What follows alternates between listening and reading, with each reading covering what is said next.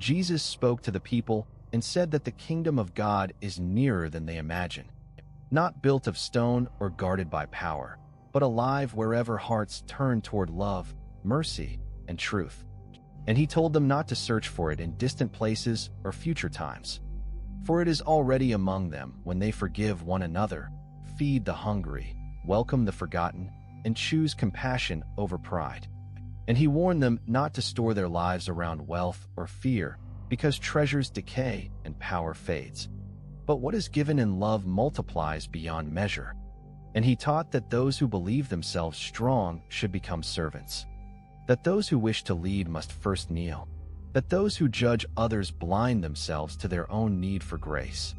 And he said that God is not impressed by loud prayers or public holiness, but listens closely to the quiet cry of the humble heart.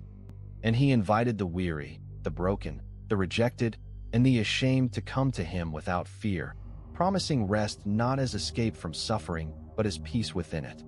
And he explained that faith is not proven by signs demanded or miracles chased, but by trust lived daily, like a seed planted in unseen soil that grows slowly yet surely.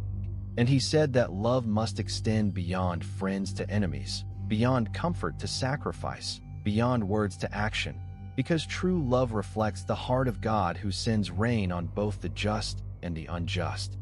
And he warned that religion without mercy becomes a burden, law without love becomes cruelty, and truth without humility becomes a weapon. And he urged them to forgive endlessly, not because wrongdoing is small, but because resentment poisons the soul. And he spoke of God as a father who runs toward returning children rather than waiting to punish them. And he said that no one is beyond redemption, no failure final, no darkness strong enough to overcome light.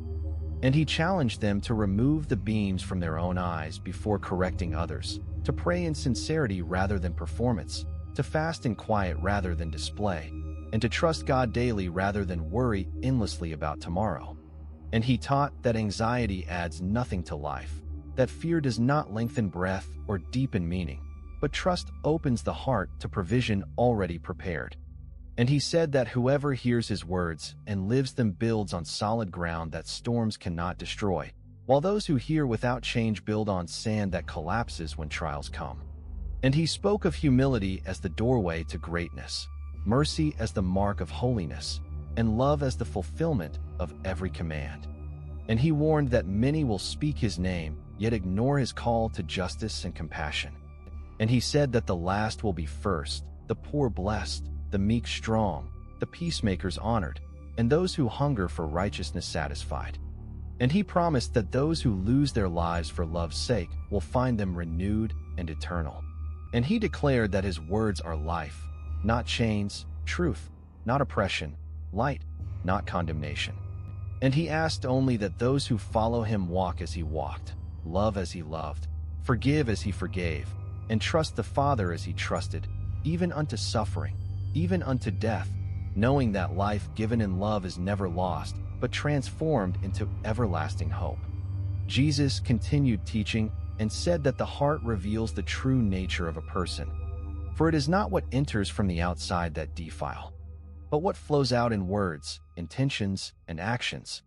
And he warned that anger nursed in secret becomes violence of the soul, that lust cherished in thought reshapes desire into possession, and that careless speech can wound as deeply as any blade. And he called his listeners to a righteousness deeper than rule-keeping, one rooted not in fear of punishment, but in love for God and neighbor. And he said that reconciliation is more valuable than sacrifice, that mending relationships matters more than ritual perfection, and that peace pursued humbly honors God more than offerings given with resentment. And he taught them to speak truth without manipulation, to let their yes be yes and their no be no, because integrity needs no decoration. And he challenged the instinct for revenge by calling them to resist evil, not by mirroring it, but by breaking its cycle through generosity, patience, and courage, saying that when struck with injustice, they should not surrender dignity, but respond with strength shaped by mercy. And he urged them to give freely, lend without expectation, and serve without calculating return, because God's economy is built on abundance rather than scarcity. And he said that when they pray, they should not multiply words to impress heaven, but trust that the Father knows their needs before they speak. And he gave them a prayer shaped by dependence and surrender, teaching them to seek God's will before daily bread, forgiveness before victory, and deliverance from temptation before triumph over others. And he said that forgiveness received must become forgiveness given, for hearts closed to mercy cannot fully receive it. And he warned that devotion divided between God and wealth fractures the soul, because one cannot serve both love and possession without being consumed by one.